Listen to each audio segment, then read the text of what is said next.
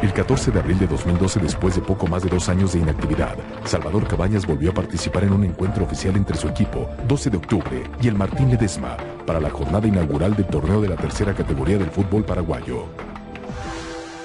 Mientras Salvador Cabañas permanecía en el hospital con una bala alojada en el cráneo, el hermetismo de sus médicos y familiares en torno a su verdadera condición de salud generó especulaciones que llevaron a dar por hecho que el futbolista había sufrido muerte cerebral. Su propia esposa, María Alonso, desmintió la versión a través de una llamada telefónica con la estación Radio Ñandutí de Paraguay. Te tengo que hacer esta pregunta porque aquí inclusive unos colegas de México decían que él tenía muerte cerebral. María Alonso, yo sé que esta es una pregunta difícil, inclusive algunos especulan con algo más trágico inclusive. No creo. Él llegó consciente, estuvo hablando conmigo, sabía dónde estaba, sabía qué fecha era, su nombre, su fecha de nacimiento, entonces no, eso es mentira. O sea, descartás totalmente, te vuelvo a reiterar entonces, que él tenga muerte cerebral y que esto le haya provocado, no sé, la muerte. Así es. Muchas de las confusiones en torno al estado de Salvador Cabañas tenían su origen en México, y a estas se agregó el parte médico emitido por el doctor tratante del jugador. Que él pierda el conocimiento. Entonces, no hay manera de que él pueda decir, hacer o lo que le pasó, ¿no? Si eso llegara, en el momento que llegara a suceder, entonces sí es muy importante que tengamos eso en mente. Contradicciones que distaban de lo dicho por Fernando Lugo, presidente de Paraguay, y por Michel Bauer, presidente del Club de Fútbol América. He estado en contacto con él, hemos conversado durante 13 minutos, he encontrado a un Cabaña lúcido, a un Cabaña con una fortaleza, con una ilusión. Llegó consciente, que eso creo que es positivo. También se afirmaba que Salvador Cabañas permanecía sedado e incluso había despertado 5 días después de la agresión.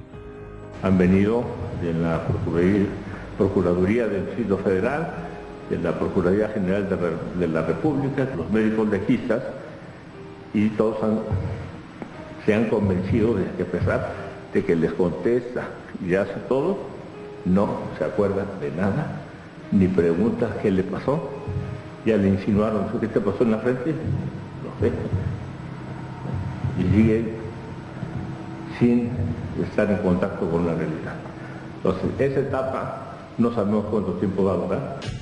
¿Verdad o mito que Cabañas había perdido la memoria tras recibir el balazo?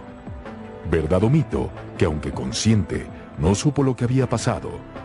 El futbolista rompe hoy el silencio, echando por tierra todas las versiones encontradas desde hace 3 años. La verdad es muy duro recordar, pero así fue. Lo recuerdo muy bien. No hay ningún estudio que nos diga si dentro de 1 año lo va a poder decir o lo empieza a decir la semana que viene. Pero del hecho, mi opinión es que no creo que se vaya a acordar. Pudo contestar por sí mismo las preguntas que le hicieron en el hospital.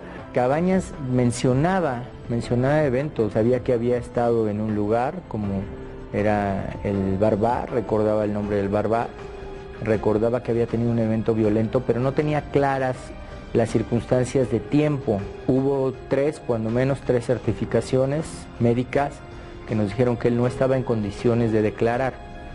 El no estar en condiciones de declarar no quiere decir que no recordara algunos eventos o algunos detalles. Hasta la hospitalización de Cabañas, solo se sabía que su agresor era un cliente frecuente de la zona VIP del Bar, un supuesto empresario del ramo del transporte llamado José Jorge Valderas Garza, conocido con el sobrenombre de El JJ. Sí, normalmente también asistía con amigos, sí también era frecuente, a lo mejor 2-3 veces al mes asistía al JJ. Luego se sabría que José Jorge Valderas Garza, el JJ, mantenía nexos con lugartenientes del narcotraficante Arturo Beltrán Leiva y había sido la pareja sentimental de Silvia Irabien, popularmente conocida como La Chiva, surgida de un reality show televisivo. Yo nunca vi que fuera una persona violenta, frecuentábamos mucho el Bar, estábamos ahí todos los fines de semana y pues no, nunca vi que tuviera algún problema. Comenzadas las pesquisas, Carlos Cázares Ocaña, gerente del Bar, pasó de ser testigo voluntario a sospechoso de encubrimiento de intento de homicidio en solo unas horas. Lo único que teníamos que hacer era declarar cómo habían sucedido los hechos y que bueno, pues que realmente apoyando a las autoridades. Desde que ingreso al Ministerio Público yo ya estoy custodiado todo el tiempo por una persona de judiciales, ¿no? En este caso, bueno, jamás nos informan cuál es la situación jurídica, si estás como testigo, si estás como detenido. Realmente nosotros el tema lo teníamos muy concentrado, de quién había sido el agresor de Cabañas y por qué había sido la agresión. Lo llevan esposado, alrededor de 10 elementos de la Procuraduría, sometido, bajo presión, bajo coacción, bajo amenaza, de querer hacer declaraciones y de que hiciera declaraciones de situaciones que no eran, ¿no? Entonces, y todo esto queda grabado porque mis cámaras seguían grabando y ellos desconocían. Lo que ellos querían es que yo declarara que era amigo de los agresores, que yo les dijera cómo había sucedido la situación. Ellos pues obviamente fabricando ya desde ese momento, fue devastador completamente en mi vida. A Carlos Cázares, al gerente, lo consignan por homicidio en grado de tentativa, homicidio calificado en su fase de tentativa. Y en esa situación es detenido, es arraigado, es consignado y permanece muchísimo tiempo preso injustamente. Varios de los trabajadores del Bar fueron llevados ante el Ministerio Público y sobre todo la cabeza, que en este caso fue Carlos Ocaña, mejor conocido como el Charlie. Esto tal vez también haya molestado a los dueños del establecimiento, pero lo que es una realidad es de que ahí se cometió un delito. El 27 de enero de 2010, la Procuraduría General de Justicia del Distrito Federal hizo declarar a 17 empleados del Bar. 7 de ellos resultaron acusados de coparticipación en la tentativa de homicidio calificado en agravio del jugador del América, delito que surgió por las inconsistencias que, aparentemente, manifestaron en sus declaraciones. El gerente de Bar me había dicho que, bueno, vamos a decir que todo esto fue afuera, que se fue fuera del local. Y yo le digo, no, ¿por qué no decir la verdad? Fue acá adentro. Charlie, como era el gerente del lugar, obviamente a lo mejor actuó lo que le decía el jefe, el dueño, ¿no? Yo no sé si actuaron correctamente o no, pero lo importante era que yo tenía que recuperarme y estar bien. Realmente no supieron cómo estaba nuestra situación jurídica hasta el cuarto día. No podíamos estar más que 72 horas como testigos. Ahí es donde ya nos hacen la declaración de arraigo. Vamos directamente al arraigo 30 días. Tras permanecer 30 días privados de su libertad en el centro de arraigo de la Procuraduría General de Justicia del Distrito Federal, los capitanes de meseros Farid Dib Carrera e Yosvani Díaz, así como los cadeneros Edgar López Luna y Edilberto González Vargas, además del vigilante Enrique Slich García y Javier Ibarra Coronel, encargado de la limpieza del baño de hombres del Bar, fueron puestos en libertad bajo fianza de 50,000 pesos cada uno.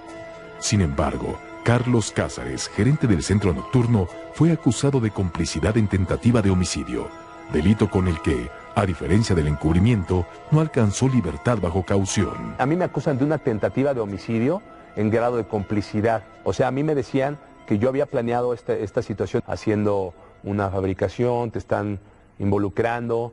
Dicen que tú permitiste la entrada del arma, que no fueron revisados. Nosotros teníamos la suficiente evidencia para ejercitar acción penal. Lo que se imputó fue que él sabía que entraban armados y que básicamente ya no lo revisaban, que era del conocimiento que estaban armados. El delito fue reclasificado, eso lo dejamos muy claro, porque no fue que no hubiera delito, sino que fue reclasificado en todo caso a un tema de encubrimiento también. Estuvieron en prisión, yo creo que un periodo de tiempo hasta que se aclarara, o sea que ellos no participaron mayormente.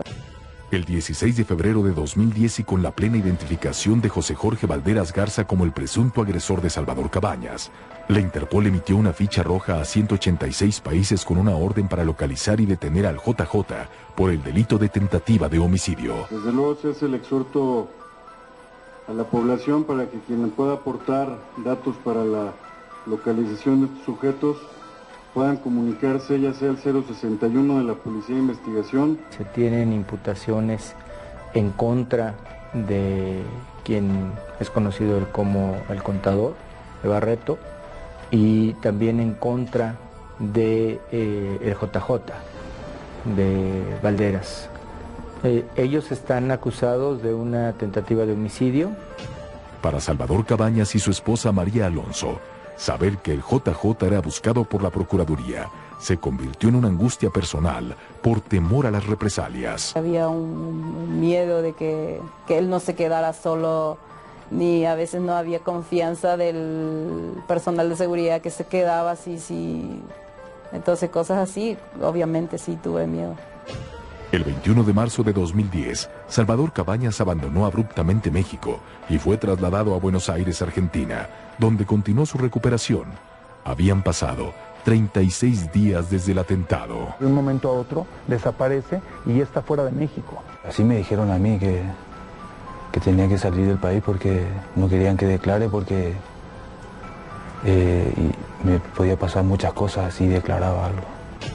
Alejado de los medios de comunicación, Salvador Cabañas empezó a rehabilitarse y hoy, junto con su esposa, revela cómo fueron aquellos días y las terribles secuelas que enfrentó. Usaba pañales los primeros días y había noches que él usaba pañales y no controlaba los esfínteres. Por supuesto, era una situación muy difícil, pero yo trataba de vivirlo el día al día. De ser la esposa, yo me convertí en la cuidadora. Iba a hacer ejercicio físico específico para mejorar ciertas áreas que, obviamente quedaron secuelas.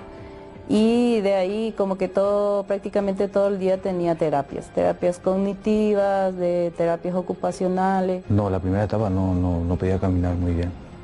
Aparte tenía que tener una andadera para caminar. Hasta que un día ya dije que ya no quería usar más eso y que iba a caminar así nomás. Y me dijeron los doctores, pero es imposible, no puedes hacerlo. Claro que sí, lo voy a hacer. Les voy a demostrar, le digo. Y ahí fue que di los primeros pasos y empecé a caminar. Hasta empecé a trotar un poquitito ahí, demostrándole que podía hacerlo.